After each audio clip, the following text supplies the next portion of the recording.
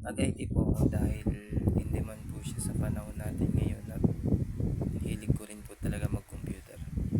Kaya habang, habang nag-aaral po ako, mas marami po akong gustong malaman na po sa computer.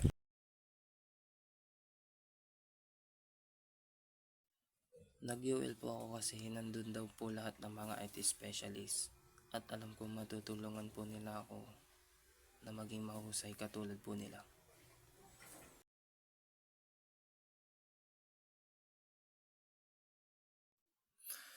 Ang ultimate dream ko po sa buhay ay yumaman balang araw.